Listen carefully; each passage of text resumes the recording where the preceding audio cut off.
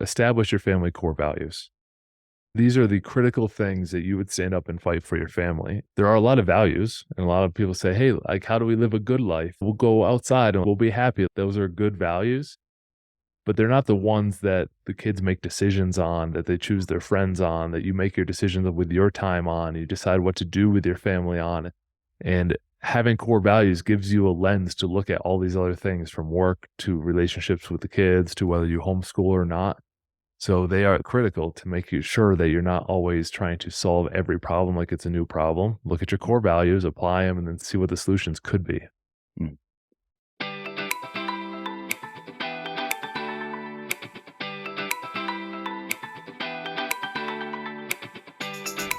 This is the Fit Investor Podcast, where we talk about how to live a more holistic life of being fit, not only financially, but physically and faithfully.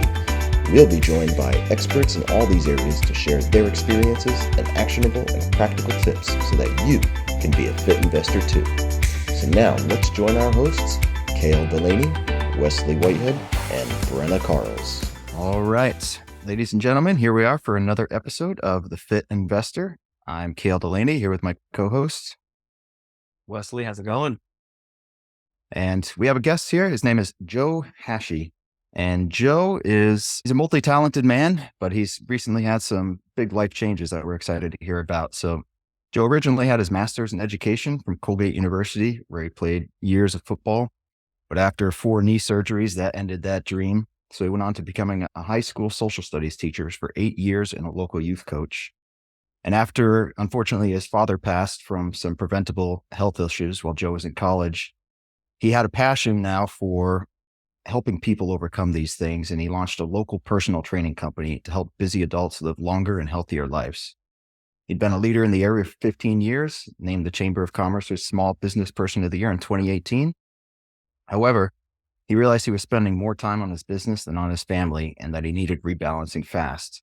So now Joe is a business consultant for companies coast to coast. He uses those lessons to guide the most important organization in his life, his family. So with that, Joe, welcome to the Fit Investor Podcast. It's an honor to be here. I appreciate the banter we had before the call, and I'm looking forward to the conversation during. Excellent. So, yeah, we were just talking before we hit the record button here that you relatively recently, moved to Colorado Springs, and I guess that has to do with this whole rebalancing act with your family, right? Yeah, it has been quite the act. We have fitness studio. How it all started, just to take a step back, started a small garage gym, and I was teaching high school economics and U.S. history at the time, and it just basically got so big. I enjoyed the classroom component, but I didn't like the trajectory of that career where it was like, hey, I'm going to just teach, and you have your structured raises each year, and it was just a predefined path, and I wanted to be a little bit more adventurous with how I was spending my time. And so as the gym got busy, we opted to go all in on that. We expanded locations and grew to help adults live longer and healthier lives. And during COVID, everything got shut down, especially in New York State where these gyms are. They still exist and still are doing well. They were shut down for a long time. It was almost 9 months before we were able to get back in. The kids were all home for a couple of years in New York State, end of that first year. And then the full second year was all virtual learning. And so we opted to homeschool our kids because it wasn't a great atmosphere for, especially our older son wasn't going to learn well on the computers. So my wife stepped up. We had 8 rental properties. My wife and I always lived simple, and our first house was a duplex, and that garage gym was in the basement of the duplex. We rented out the other half. We bought the one next to us, and we expanded. And then they passed the rent moratorium, which everyone stopped paying rent on all the units. So we had a closed business, kids at home, and our financial investment of these properties were all in the tank during that time. It really taught us to build a good problem-solving strategy, to look for different opportunities. We liquidated all the properties. We rotated short-term rentals, so they didn't have the lease agreements to get us through that time, because you couldn't remove people that had a lease in New York, at least. And so we sought to pay the mortgages on all those properties.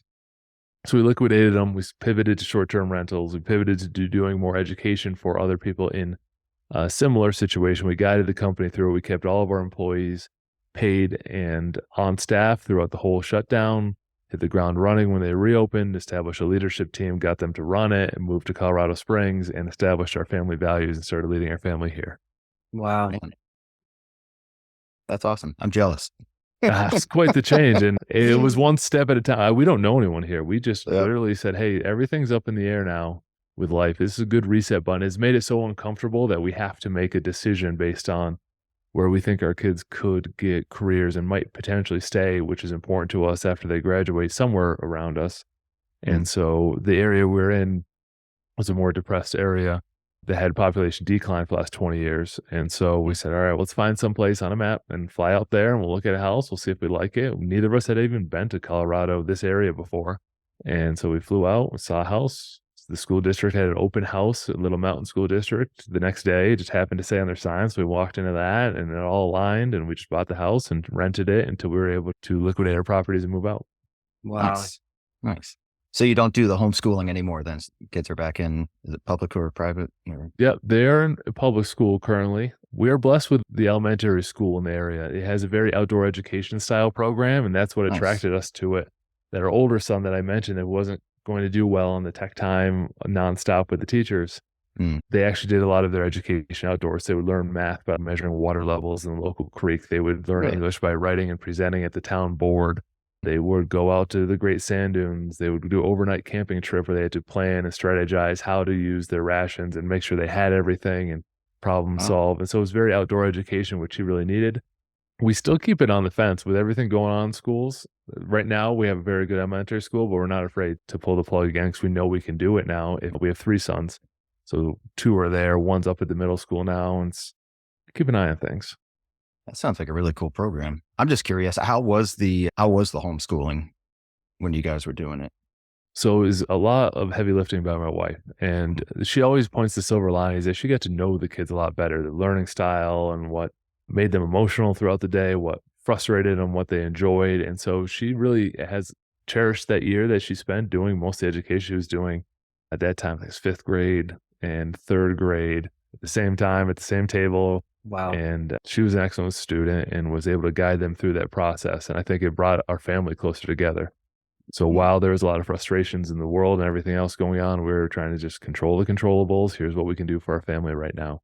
Yeah, I've heard that just because I had some conversation with some other people who have been doing homeschooling now for several years. And they said very similar thing, is that the biggest advantage to it has been that, yeah, it's brought their families a lot closer and the siblings especially a lot closer, mitigated a lot of the like sibling rivalries and that type of thing. Yeah, they got to survive in the same household. And honestly, it removed a lot of the stigmas of homeschooling that we had. Oh, you just sit at home and you learn and you don't get socialization, which is always the seemingly knock on it. But that we've discovered a lot of co-ops and a lot of, even out here in Colorado, it's huge. So co-ops are where like you homeschool, but they go with a group of people that homeschool in the area for this day, for half a day.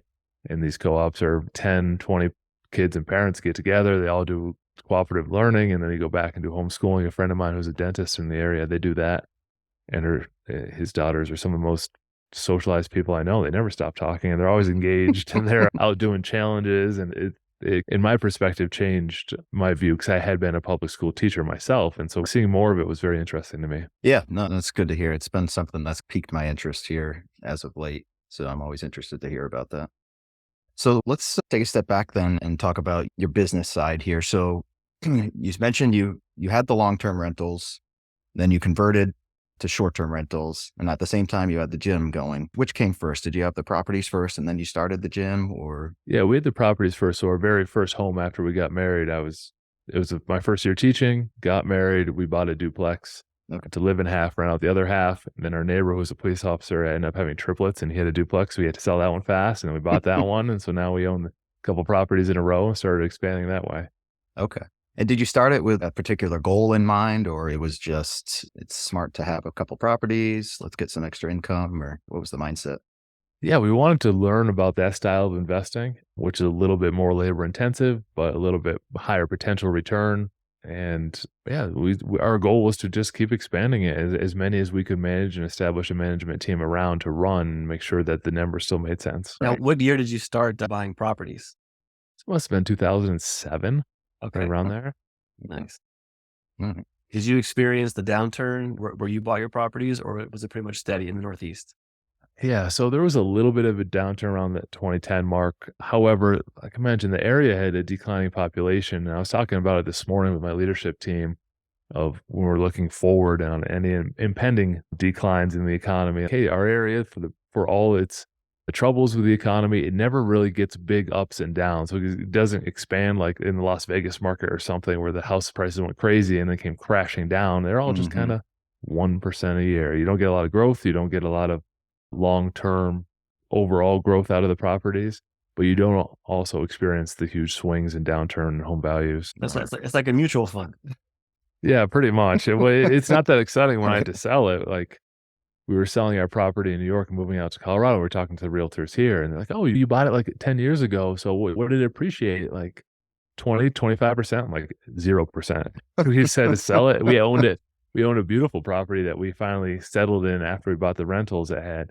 It's like an old farmhouse, couple ponds, 6 acres. It was great. And we sold it for basically what we got it for 8 years later. It's just is what it is in that market. Gotcha. So you got rid of them all, or do you still have any as a short-term rental? We dumped all the long-term rentals. Okay. And now we have 5 short-term rentals. Okay. And where are those? So we have 3 here in Colorado Springs. We had one in Whitefish for a year, which was good up in Montana. Oh, yeah. With short-term rentals, you have to pay attention to the regulations. You really can't have many in the town. So slightly out of the town, it wasn't as convenient to the slopes. And so while it rented, we took the appreciation. We sold that one, and we have one in North Carolina. Yeah, and that would cover them. Okay. Where's the one in North Carolina? It is in Franklin, North Carolina. Okay. Part of the mountain range over there. Yep. Got it. Okay. So yeah, my main business is the short-term rentals. So I'm primarily in the Smoky Mountains in Tennessee there. And then I have some properties down here in South Florida. It's a mix. It's primarily long-term. I have one short-term down here. But yeah, the majority is, and my focus is up in the Smokies. But I've been hearing a lot about the Whitefish area lately. A lot of people I know have been buying up there now. And Colorado Springs, is it very, very regional in terms of like regulations there, or is it a pretty open city? Or a great question. It is very regional, county based. Okay. Colorado Springs, I believe the rule is you can't have a short-term rental within, I'm going to say 100 feet of another one or 500 feet, some distance. They're all taken. So there's no other licenses available currently. And a lot of people put short-term rental moratoriums on during COVID in the small towns and just never have taken them off. There's other small towns that have them, and then some don't. So it really depends. It's like the Wild West out here. You got to go town to town and figure it out. Yeah. And they've been performing well. Has one area been better than the other? Or yeah, so Colorado Springs has been our best. Now, I also think that's because I'm able to contribute some management and some upkeep and like some better control versus like in North Carolina, it's just exclusively run by our property manager that we outsourced it, our co-host. So there's a little bit there, but my brother also had picked up a couple here and they've been going really well for us. Okay, nice. Well, that's good. Yeah, that's why I haven't looked too heavily into Colorado just because I know, like you were saying, it is, from what I've heard, very regional, like you said, with regulations. You got to really know what areas you're looking in and be really in depth with the market. So yeah, and to Wesley's point, like it's going to go up and down here. Like we're going to feel like we bought this home 2021. It appreciated like 22% over the course of the next couple of years. But it's also going to come crashing down as soon as there's a decline in the housing market, which I guess they experience here. Yeah, Florida's the same way. It's waves. So it's just about when you buy and when you sell. Right. Yeah, fortunately, we bought around that 2% era, the 2 to 3% mortgage era on almost all the properties. So we can stomach a few over the length of time, a few waves. Yeah. Nice. And do you have plans to continue growing with the short-term rentals, or? Yeah, we'll plan on keeping it going. It is more of a side investment, very busy with the business consulting, very busy with the gym, running it remotely, and this passion project that we're working on with my wife, the Strong Family Project. So things are really busy. I would love to add one every 18 months or so, but at a more steady pace. We did those 5 in a year and a half. So it was very fast at the beginning. Yeah. Could you talk to a little bit about how you remotely run your gyms? And they're still in New York, right? Yep. How do you run them remotely? What is your routine like? They're in upstate New York, and we follow something called EOS, which is a Gino Wickman entrepreneur operating system. We established it. We have our leadership team. We have our communication structure. Like this never could have happened 5 years ago before we had some established how to run basically our company like a bigger company. Mhm. And so we had to learn all those processes. We have our leadership meeting. It was actually this morning with Carly, who runs our marketing, Brian, who runs our training team, and then I do all the lease negotiations, all the back end finances. My wife does the finances, books, payroll, which we can still do from here. The biggest thing for us is we have to incur higher labor costs being remote. We have to have some backups on staff. It's not like I can jump in and do a session or run it for 6 weeks while we hire someone new. So we have to be overstaffed slightly for any employees that move on. And so we just have to build those systems in and protect the company. Nice.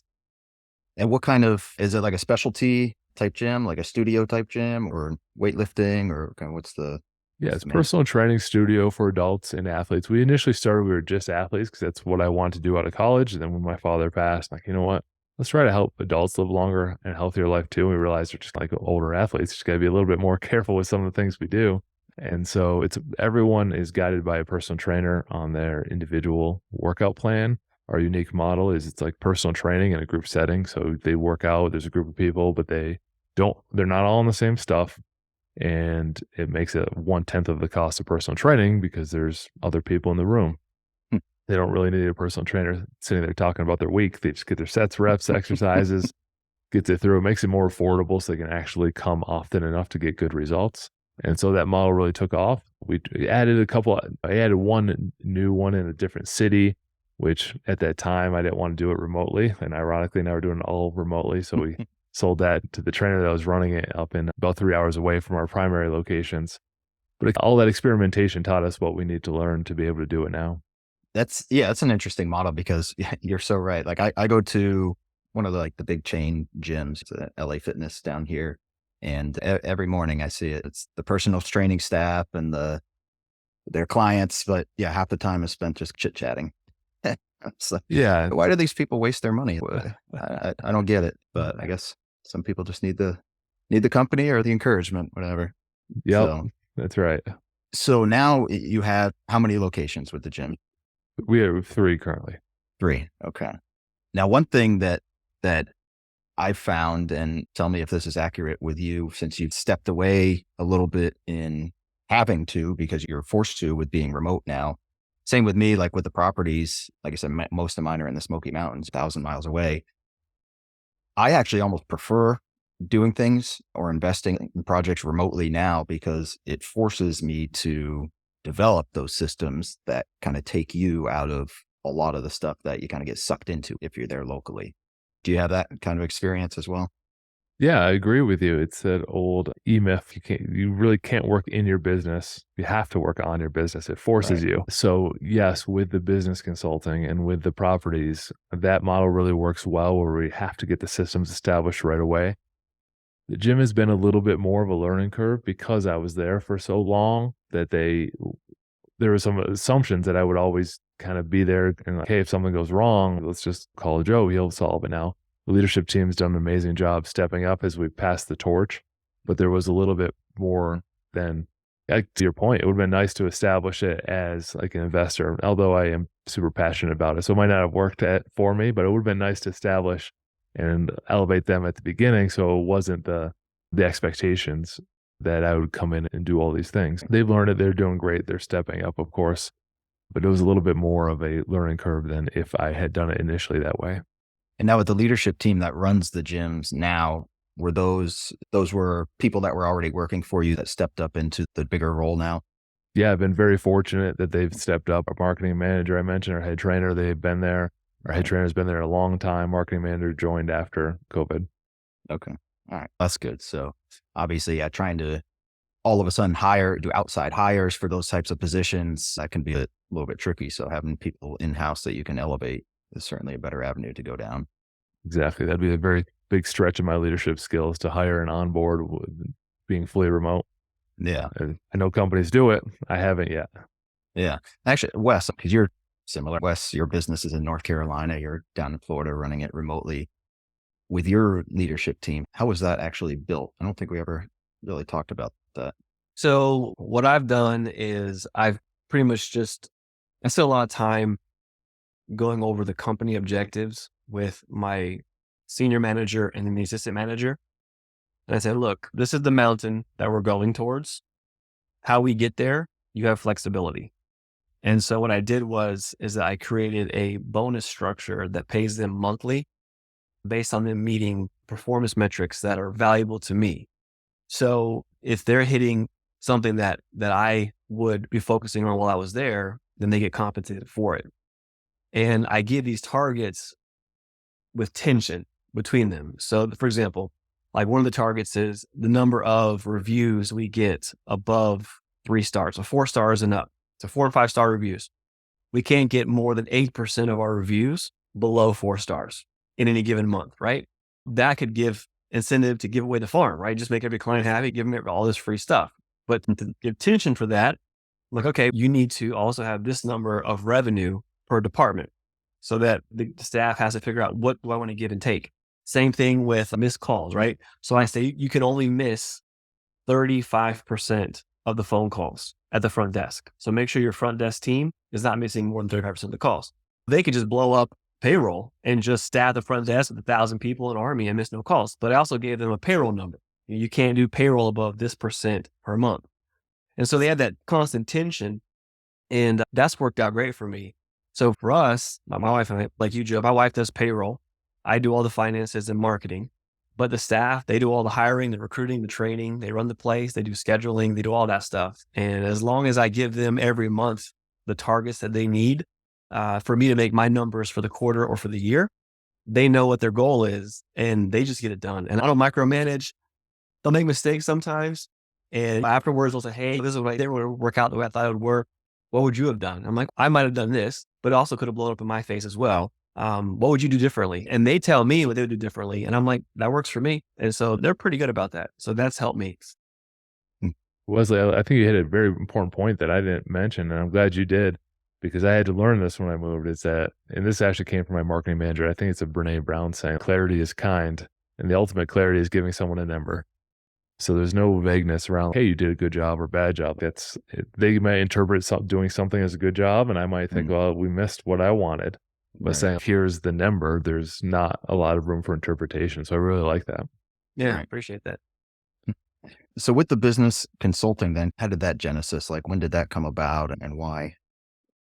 So I was actually in some different mastermind groups for business, gym business specifically, prior to COVID. And during the need of that increased because a lot of people didn't know what to do. And there was a big time of panic.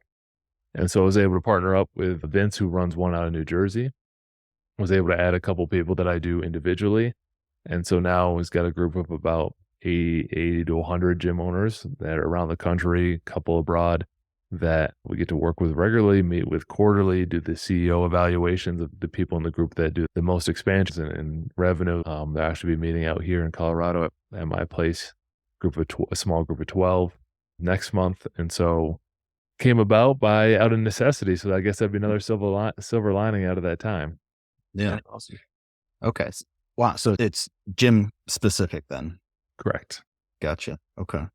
It's gym specific, but I think in general, the principle is probably exactly. In general, it's still some version of applying a little bit of Patrick Lencioni, a little bit of Gino Wickman, coming up with a system, having your scorecards, having your metrics, having your accountability chart, which is true for almost any organization. So for somebody that's starting out a business or maybe they even have a small business that they've been running for a while, but they're looking to be less hands-on and, like you were saying earlier, work more on their business than in their business, what are some practical tips that you could share that they could put into action?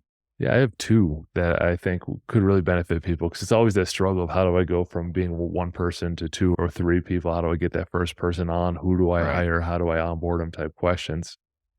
And so for you to be able to work on your business, you need more capacity, which means you're going to need to bring someone in to do some of the work. And we approach it in 2 different ways. First, it is usually easiest to hire for something that you know well.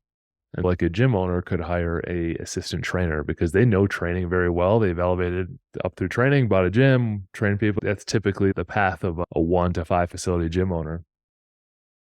And then they can try to onboard that person because they know a lot about training. Where I've seen the screw up is like, all right, well, I've been training so great, I'm going to hire a marketing person, but they know nothing about marketing themselves. They think it's like, all right, let's post on social media.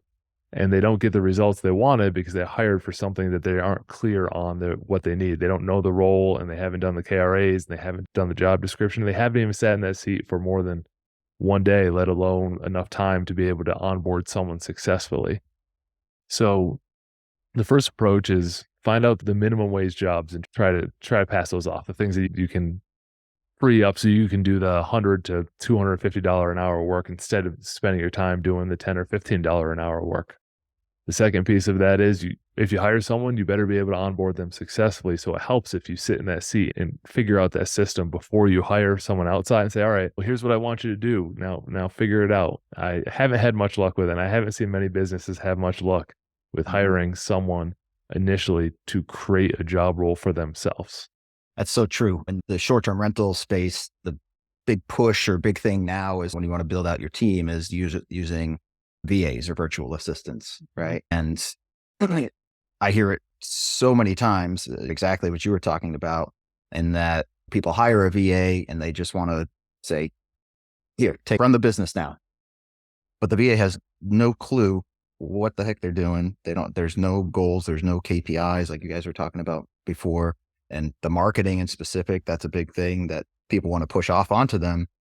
But yeah, if we don't have the clarity on what we're trying to do, or if we haven't learned it or done it ourselves, how can we expect someone that hasn't been involved in the business before to be able to jump in and all of a sudden start producing to our expectations? So that's a very good point. Yeah, a big piece of owning a company is doing LMA, lead, manage, and hold accountable. It's tough to, in your example, to hold a cleaner accountable if you haven't done a couple of turnovers yourself. And when you do a couple yourself, you're like, you know what, maybe I should get 2 things of sheets so that the person doing the turnover can just switch them and take them and then do laundry at home versus I'm paying them for 2 hours to stand there by a dryer and let them dry. You do these processes just a few times and you can learn what's most efficient for you and your business, and then you can pass it on. Same with VAs. If you don't know how to write a couple lines of marketing copy and you outsource someone to write your full description and your messaging to guests, like it might not go that well. You need to be able to lead, you need to have a baseline understanding. You don't need to be an expert in it, but you need to have a baseline understanding of what's going on so that you can lead, manage, and hold accountable successfully. I think one of the other things too is just getting the feedback from your employees. Prior to being in the real estate, I worked for 15 years as a project manager for construction. And awesome. One of the big things at that company was getting feedback from the technicians, the guys in the field doing the actual work, because 9 times out of 10, they have a better solution than what we think. Because as managers, we're not out there chipping concrete or doing whatever. So it's easy for us to see a number on paper and say, hey, you should be meeting this type of goal. There's 1,000 reasons why maybe that goal can't be met. And so let's talk about it. So yeah, getting that feedback from the people who are actually doing the work can oftentimes lead to better solutions on the front end. Yeah, absolutely. I think it helps if you define what success looks like and then are flexible with how you get there. And I think Wesley mentioned that with his staff. Here's what success looks like. Now you have the freedom to get there. And that is a valuable way to lead. If the carrot is good and they want it, then they'll go towards it and they'll come up with better solutions. And I tell the staff all the time, that's why they're on the leadership team. Like they'll have better answers than I am. They have more capacity to think on it, or the trainers will have more capacity on how to build relationships in a session than I would. So my definition of success is we need to be relationship based in our field, because a lot of this stuff can be outsourced, especially with AI. You can go on ChatGPT and put in your height, weight, and what you want to do, and it'll spit out a workout program for you. Now, the difference is being relationship based or not. So we talk to the trainers on how the conversations go with the members. How do we meet and greet? What's the body language protocol? Things like that to build relationships in session to make it a sustainable career. So how do you manage your time? Because you got the short-term rentals, you got the business consulting, you've got the gyms, and you've got your big focus in your project on your family now too. So what does your day look like? So I will be accountable here. It isn't perfect. How the operational side of the day looks, I do block scheduling. Like I will do this block of time. I'll do podcast interviews, get to meet cool people like you two, get to chat with some more. And then I will do business consulting, usually during 2 mornings a week, 20-minute calls back to back. But I don't spread them out. I want to get them all tight together so that then I can have my training time, my personal training time, my morning training time. I go out and hike. When the kids come home, that'll be like the family time, quote unquote, block. And I don't want to sound it make it sound robotic and business-like, but I think there's so many lessons from business that you can apply to family for better outcomes. And block scheduling is certainly one of them. How I am accountable for it is I am not very flexible. If something gets off on the schedule, like it just doesn't go well. Like my wife will say, "Hey, can you take the kids to the orthodontist today?" Like everything is stuffed in a block, and I have a tough time being as flexible as I would like to be. I feel your pain. It's the same thing, very into time management, block scheduling, discipline, routines, that type of thing. So yeah, when something takes me out of that routine, yeah, I can throw you off a little bit. Yes. So yeah. Let's segue into the talking about the fitness, but the physical fitness, but I want to, if it's all right with you, I want to talk about the family project and everything a little bit as well, because I think that's super important. And Wes and I we're both married and have kids as well. And so I want to ask you some things. I've been listening to your podcast. I think it's great. And selfishly, I want to get some information for you so you can help me. I appreciate that. Very cool of you to listen. I appreciate that a lot. Yeah. So you took a big step back. You moved out to the mountains. You wanted to focus on your family values here and spend more time with your family. Has there been any like one specific thing maybe that you decided to implement to put that focus on the family, whether it is something to do with the block scheduling, setting aside that family time, or is there just one thing in specific, one thing that if people want to like refocus their values on family that you would recommend? Yes, and I think it does segue out of the business conversation we've been having, is which establish your family core values. And so these are the critical things that you would stand up and fight for your family. I think it gets a little bit too lukewarm, like we were talking about, hey, you did a good job, and vaguely to an employee, versus saying you did a good job for this thing that was the number that we set. The core values are the things that you would really fight for your family. There are a lot of values, and a lot of people say, hey, like, how do we live a good life? We'll go outside and we'll be happy. Those are good values, but they're not the ones that the kids make decisions on, that they choose their friends on, that you make your decisions with your time on, you decide what to do with your family on. And having core values gives you a lens to look at all these other things, from work to relationships with the kids to whether you homeschool or not. So they are critical to make you sure that you're not always trying to solve every problem like it's a new problem. Look at your core values, apply them, and then see what the solutions could be. Do you mind sharing what your core values are? Yeah, not at all. So we have be adventurous, which is important to us. Part of the reason why we moved out here. Be genuine, which is like our older son loves robotics and he does that. Our middle son loves soccer. He does that. And it doesn't matter what they're doing. It matters that they are trying their best at what they want to do. And so that's the line I hold on that. Wanting to be together. It's a relationship-based one for us, that if there is, let's say, a discipline issue in the house, which doesn't happen that much because we worked a lot on family culture, but the consequence would be related to the values, to reestablish wanting to be together. Now, okay, go to your room for a week. It's like, all right, you spoke back to, I'm just making this up, like you were very rude to your mother. So the consequence is you're going to sit down after dinner and do a puzzle with her, because that is wanting to be together. It's our core value to repair a value that was offended by that action. And so that's the consequences are related to the values. Decisions are based on the values as well. Personal growth is one of ours, which is the kids love. They have their reading time. They have their journal time, that we want to make sure that they are always pushing forward with their family values. And how we establish and practice them is every week at our family meeting, they give an example of one that they embodied, or they give an example of someone else from the table that they saw live one of the values. So things like mission statements and values, if not done right, they just sit on the wall of a company that no one knows and they're very vague. So you actually have to put them in practice after you choose them. So we practice our core values every week at the family meeting, and the kids make their decisions based on them. We choose our family experiences and activities based on them. One of our family values isn't like, hey, let's go consume a bunch of junk food and go to the movies. Like ours is be adventurous. Let's instead invest on taking the cog railway up Pikes Peak and hike down. And so the kids start to fall in line with the values because that's what our family stands for. Nice. When you created those values, was it you and your wife coming up with that and putting it together, or did you guys involve the kids to get their input, or how did that creation come about? So initially we started it by just listing every value that we thought were good. And then we play a game called Kill, Keep, or Combine, like ones that are like good, but they're just those lukewarm values that I mentioned. Like, this is really good, but it's not, doesn't define our family. So let's kill that one, cross it off. Keep it, we really love it. Combine it, like these two things are similar. Let's see if we can squish them together in one. We play that till we get down to about 10.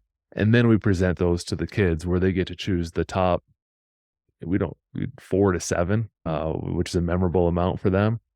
The top few that we want established. And we're like, all right, we're going to do these for 90 days and see if this is true for our family. And then we'll meet again in 90 days. We'll reevaluate. Is this true? It was. And so we kept the core values after that. Gotcha. Okay. I like that. Now, where did you come up or hear about the Kill, Keep, or Combine? That's pretty cool. Yeah. So we actually do it off. I don't know if it's a traction thing. It was a business-based thing. There's a lot of lessons in business, and that we would set our 90-day rocks, which are like the big projects we need to accomplish in the next 90 days. It's above and beyond our day-to-day. It's above and beyond 1 month, but these are our 90-day projects. And so every quarter we'd sit down, we list everything we want to do as a company, and we get a list of like 50. We're like, all right, we can't focus on all 50. We can only focus on 5 to 7. So let's kill, keep, or combine to decide what's important for this quarter right now. And these other ones we can table and talk about next quarter, but we have to kill, keep, or combine until we get it down to 5 or 7. Then we assign one person who owns each rock from there, each big goal. Nice. I like that. Yeah. See, I love this. So this is actually really cool. So you are taking all these business principles and applying them to your family.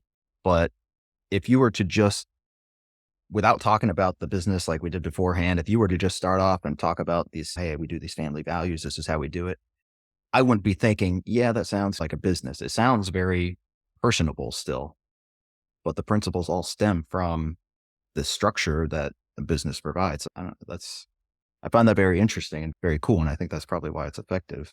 That was part of the realization I had in the bio line you shared up front, which is, hey, I took running business very seriously. I want my employees to be very successful, and I want people to love coming to my companies, and I want a great culture. And that just doesn't happen. Like, we have to form it and establish it and push it and do these rocks and do these goals and get clarity on everyone's roles and give people responsibilities and lead, manage, and hold accountable. And you come at home and we're like, all right, let's live a good home life. And it's just so vague and it's not going in the direction, but you put so much effort into your second or third organization in your life, but not as much in your primary organization. And a lot of business stems from, if things are good at home, things can be better at business. Like, if home life is all over the place, like business, your company is probably not going to be doing that either. Right. So there's a lot of carryover. Right. Now I'm going to air some dirty laundry here. What if your spouse and you have very different values? Do you have any suggestions on how to try to come to some terms of agreement? Yes, I do. And so it is coming, there has to be some agreement, hopefully, but that's why you got married, that, yeah, maybe it's at different ends of the political spectrum or different views on homeschooling versus public. Like, okay, let's set those aside, that those can't be our family core values because we differ so much on those. But what's our common ground on things that we really are passionate about moving this family forward for our kids? And sometimes it is ignoring the public culture out there right now and just really reflecting on, what did you learn as a kid that you loved and would love to pass on to your kids? That's a good place to start and try to work some values around that. Okay. So basically, you're not imposing your values on your spouse. It's what you have in common. Right. Try to find common ground. So if I said, hey, I work out every morning, and she says, hey, I don't want to work out, it's not going to be a family core value, physical fitness. It can't be for our family. We have to pick something else. I want to tangent off of that a little bit. So I was actually listening to I think it was your most recent podcast this morning, and you were talking about doing a morning workout with the family. So what does that look like? Is that like a before school type thing? Do you guys have like a set routine that you do, or how does that look? Yeah. So the kids have a set routine every morning. It is simply an establishment of a habit. It's not to make them a puddle of sweat before school. It's 5 to 10 minutes. Okay. And so it's something like, and I don't remember, we established it. They wake up, they do it. My middle son loves pull-ups. So he'll do a total of 10. And then he'll do a 1 minute plank twice. He'll do 50 squats. He'll do a couple push-ups. That's his routine. My older son is a little bit bigger, taller, and growing into his body. He can't quite do pull-ups. So it's a 1 minute hang for him instead of pull-ups, then a plank, then a squats. And then when we have more time on a Saturday, Sunday, we're now starting to do a more full routine. And our 5-year-old is nonstop. Like, he loves it. Like, it's like, "Hey, what's my next exercise?" He's always ready to go. And he actually counts the sets and reps now. And like, I'm like, "Hey, yeah, you gotta slow down a little bit. I want 5 sets of 10 squats, not 1 set of 10." I like him. But it is great. So it's establishing that as a habit versus Right. having that friction of, "Oh, I'm sore." Like, we're not even at all those conversations. You're just going to do some basic things. As a basic human, you should be able to do a couple things.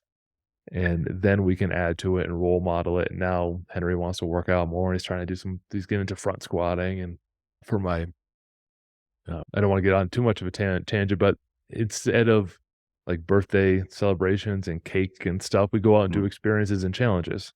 So we want to change how we celebrate, because we want to celebrate associated with our values. Like we talked, hey, we want to be adventurous. Our value isn't sit around and eat a bunch of junk food all day with the culture around a celebration. And so for my birthday, I did 4,140 pull-ups for my 40th birthday. Trained for 6 months, doing 200 to 300 pull-ups a day.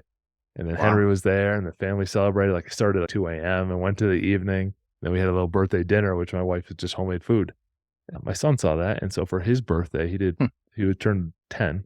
He turned 11 on this one. He did 1,011 pull-ups, and we did them together. And that was his celebration of something that he will remember more than like what flavor cake he had. We used the celebration as more aligned with our values. Nice. Wow. That just reminded me of something very recent, like yesterday. And I want to get your opinion on this or suggestion. So I just happened to see that there was like this challenge for May of do 100 push-ups a day. So 3,000 push-ups in May. And so I brought that up to my son and daughter last night, my older two at least, and say, hey, why don't we do this? I'll do them with you guys. And my daughter's like right away, no, I don't think so. Okay. My older son and I said, I'll give you a penny for every push-up that you do over the month. So you do them all, you get $30 at the end of the month. And so that piqued his interest. So he's like, then it came down to actually doing the push-ups. And one of his challenges is he gives up very easily on anything that becomes difficult. The second it becomes difficult, he gives up no matter what it is. And so it happened here again last night. We're like, all right, let's start. Let's do the push-ups here.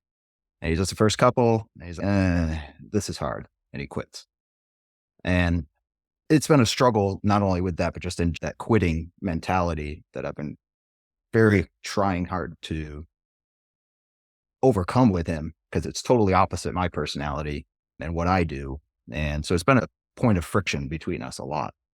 What do you think on that? Like, do you have any suggestions on how to try to come to maybe a common ground on something like that, or how to help motivate somebody? Yeah, absolutely. This is a great question and very worth diving into, because like, you're not teaching push-ups, you're teaching work ethic and seeing something through to the end and making commitments and making goals. There's a lot of underlying things in there. It's like we were talking about business. You got to define success. And yeah, we could use push-ups as the vehicle to get there, but I'm not married to it. Or I could use pull-ups, but I'm not married to pull-ups. I want to see my kids accomplish hard things. The first piece of it, my wife and I were actually just recording a podcast on it. It's out in a couple of weeks, where people did some Q&A on discipline things. And yes, we can duct tape together the situation in the moment, but a big part of it is the culture. Like long-term, how do they view things? And so the parenting technique we use, we call it constant gentle pressure. Like, I'm never like going to yell or make them do something, but I will constantly gently pressure them into the right direction. Over the course of 60, 90 days, they start to see the path. And we do this with, I'll give you an example of soccer ball. So we live on the side of a mountain. And my son Henry loves soccer. He'll kick it. And then Everett, our 5-year-old's a goalie, and sometimes he'll kick it and it'll go down the mountain. And they used to argue like, oh, I'm not going to get it. You kicked it. Like, they argue. And I would just run down the mountain and say, I got it. I have the strongest legs. I should get it because I'm the strong one here. And they're like, wait a second. I'm also strong. Like, I keep getting the ball, so I must be stronger. And like after 2 weeks of doing that, now Everett almost dives down the hill. He's like, I'm going to get it because my legs are so strong.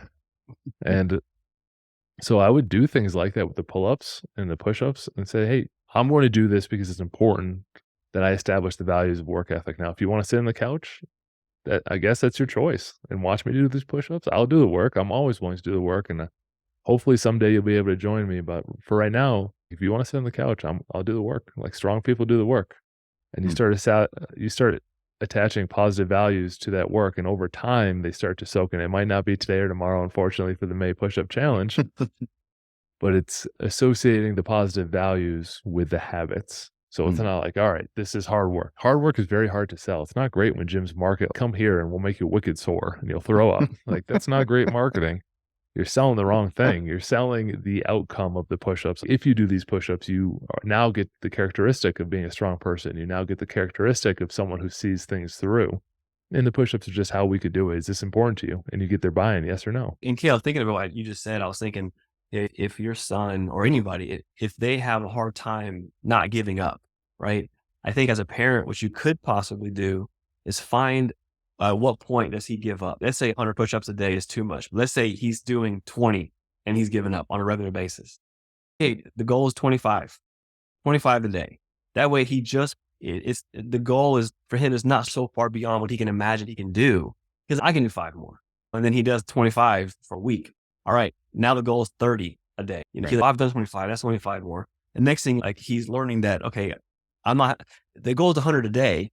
That can be overwhelming for someone who gives up, for example. And another piece of that's a great example, Wesley, is that, yeah, I don't mind incentives, like you mentioned, and making the next goal achievable. Our older son struggled with push-ups. And so I'm like, listen, the truth is I can't take you to the range. We can't go shoot archery. We can't go to shoot firearms unless you have the physical strength to be able to handle it. And I know you want to. But the reality is you're not putting in the work to get that thing. Now, here's how we could do it. And we call them water bottle push-ups. You take a water bottle, you put it sideways, you do a push-up, you hear a crunch and all the way up. So that's how you test a legit push-up for kids. So it's not some just vague, like you bend all, like you touch the water bottle, empty water bottle, crunching up. You had to do 5 of them. It wasn't something like, hey, you got to do 100 push-ups and I'll take you. Like, hey, you can do 1 right now. If you follow this process, you accomplish 5. The day you accomplish 5, the next day we'll go, because that'll show me that you can physically handle the demands of that thing you want to do. And you have to understand that it's not that I don't want to take you, it's that it's for your own safety. You can't go in and do this thing and not be strong enough to be able to draw the bow and things like that, because it'd be dangerous for you. Yeah, I like the goal oriented, what you just mentioned. And I like the incremental moving the goal down the field, like incrementally stretching them. I like that. Yeah, those are good tips. I actually really like that water bottle one, 'cause that's actually perfect. That's what we used to do. We used to train a lot of high school teams, and they would do push-up contests, and it'd be always bickering, like, oh, that's not fun. He's doing this with his elbows. All right, everyone get a water bottle. You hear a crunch, yes or no? It goes back to the clarity on business thing. Yeah, you got to get clarity on what it actually looks like. I love that. Now, I'm curious on this what is your opinion on physical activity and exercising with children? I'm a bit of a hardliner, probably a bit extreme to some people. Like, physical fitness is very important for me. It's been part of my life for forever. And I guess it's one of my core values, let's put it that way. And so I want that to be something that my kids find important too. And so I've tried various things, and workouts in the morning, workouts in the afternoon, doing things together. And frankly, I haven't found something that works.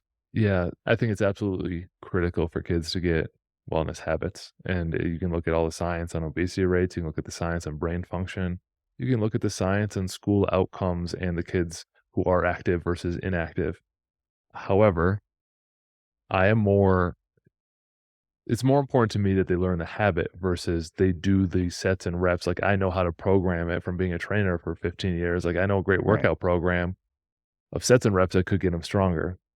That's not the approach I take with my kids. I want the sets and reps that they will do on a daily basis so that they know that they can and move forward. And that's why the morning workout is basically really simple. Right. And really it sets them up for a win. And so we do those small things. We work out as family. My wife's not huge into it, but she'll come down for the family workout. Like, it's important the kids work out. We have less manual jobs right now. You see the obesity rates from Joseph Medina's Brain Rules books. The number 1 rule of getting high brain function is to exercise and improve your oxygen uptake. Like, every positive outcome comes from you in the brain, at least at the beginning, comes from your exercise. Now, it doesn't matter if you're doing 100 push-ups or jogging a mile or doing a bear crawl or doing a pull-up, or it's just that you have to increase your blood flow. And so I'm very flexible in how it happens, but not as flexible that it has to happen. Okay. No, that's good. I appreciate that. And I should also say that it's always tough in the moment. It's like, all right, the things I'm saying you probably have already tried. What I have to teach a lot of parents is, all right, these are like those rocks we talked about. Give it 90 days and just try to nudge it slightly. Get it just a little flick every day for 90 days and you'll be amazed at the outcome. It's probably not something you can solve in the moment where emotions are high and they're digging their heels and I'm not going to do this. And then you're like, hey, it's really important. It's not in that moment. Like it has to happen with lower heart rates at a different moment to gently nudge it forward. Yeah. And that's, for me, that's the overarching takeaway that I'm getting from this personally, frankly, is that, what did you call it? The Constant gentle pressure. Constant gentle pressure. Yeah. So that consistent nudging, because I'm thinking my attitude or my approach to things is oftentimes, and it's the same with myself personally, is that, okay, here's the goal. Bam, we're doing it today. That's it. Oh, I get that. Yeah. I get that. I get that itch. I had to learn otherwise. I didn't get the outcomes I wanted. All right, let's jump into the last bit here, and let's talk about faith. So you are a Christian, your family's Christian. Does that fit into the core values, or like how do you integrate that into your life, into the business and everything?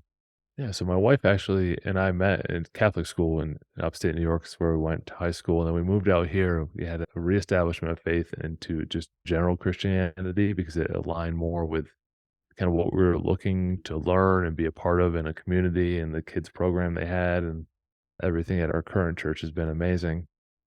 And very different than the old school type of Catholic masses we were used to. And it really spoke to our kids more. And seeing our kids get engaged for the first time really empowered us as parents to become more connected with it.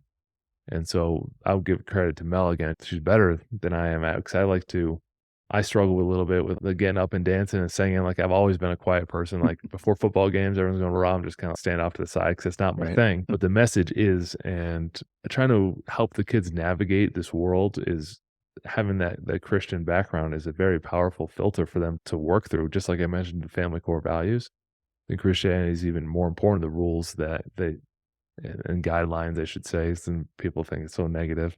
Like you get guidelines on how to live your life. Like it's a very powerful thing. You mentioned the rules, and I saw you kind of smirk. Like people think of that as negative. I think it's funny. It's true. People look at it as a negative way, but think about this. You have an operating manual for your car or your laptop. You don't look at that as being negative. You're actually like, okay, how does this thing work? Like, how do I get what I want out of this program or this software or whatever?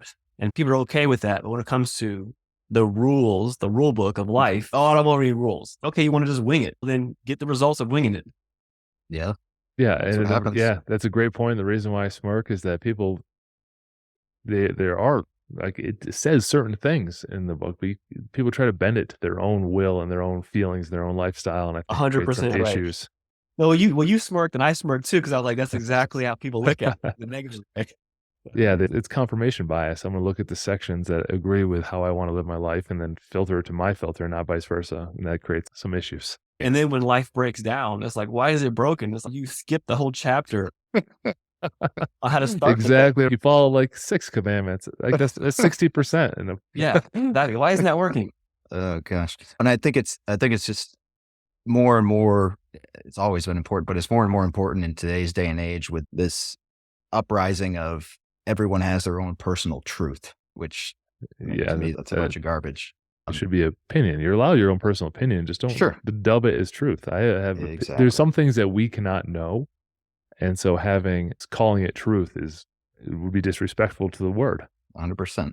And it just going back to what we've been talking about, it impregnates that vagueness into things again. If there's no hardline truth anymore, then, well, who's to say that what I'm doing or how I'm living is wrong? And that's the danger that unfortunately the society puts on us. Do you have any like closing words of wisdom or recommendations for our listeners? Yeah. So I want to marry them all together, is that I do think you should establish your own personal core values. I'm not telling people what to believe in, because everyone's family can have some differences there in living by them. My next is to establish timeframes in which you'd like your family to accomplish things. As societies in general, we're very good at this. They would have rites of passage. There's a good book, I think it's a focus on the family book, called Raising Modern Day Knights, specifically about sons, because I have 3 sons. I read it. But it teaches you that, hey, society always had these rituals, these rites of passages. Now we get these kids in their 20s and 30s, and they're not quite sure if they're a man or not, because they didn't go through, they didn't have any values. They didn't have anyone to tell them, like, hey, like, this is the step that you take, and now you're at a higher level. Making these concrete memories is all just vague. Let's do good and be good, but there's no specificity to it. So get specific with your values and get specific with when you want your kids to accomplish things, and then allow some flexibility in the time frame to get there. Be realistic with it and your capacity and your schedule, and it is worth doing, and it is definitely worth your stress level. So, all right, let's take a breath. Let's come up with a plan, because having a plan alleviates a lot of the stress of parenthood. Say, okay, in a year, I want my kids to be able to work out 3 days a week. What are some things I can do this week so that in a year that becomes true? I just can't snap my fingers and make it happen today. So you're putting a lot of stuff together, and I hope those are some takeaway points. I know I get ranting sometimes, but I think those are important ones to keep in mind. Yeah, excellent. I like that. Yeah. Yeah. This has been great, Joe. I really appreciate all the tips. Like I said, I took a lot away from this personally here, and I love how you married the business and those principles into the family life. And that's something that doesn't get talked about enough, and it gets neglected too much. We focus on the business and we neglect the family. So I'm glad we had you on here to be able to talk about that and enlighten us a bit. My honor and my pleasure. And I'm sorry we got a little squished short because of my schedule on the last topic, which is a critical one. I'd love to keep the conversation going. If sometime we have you on our podcast or vice versa down the road, I'd love to keep the relationship going with good people, because the reason why Mel and I started the Strong Family Project is to get around more people who are trying to have strong families and learn more things. And so I learn a lot on these too. I really appreciate it. Thank you very much. Yeah. Thank you. And just before we sign off, just tell people, how can they get in touch with you? How can they follow you for the family project and everything? Yeah, the best place to go is strongfamilyproject.com. Mel and I give away the Strong Family Path, which are the 7 elements, including how we do our core values, how we do our morning routine, how we run a family meeting, how we do an evening debrief. It's all laid out. It's all free on the website. So you should go check that out. We do have a social media page, but you can get to it from the website as well. Awesome. Thank you again, Joe. And we'll be in touch, I'm sure. Thank you. Yes. Awesome. Have a great day. Nice to meet you both. Very cool. All Thank you right. for having me on. Thank you.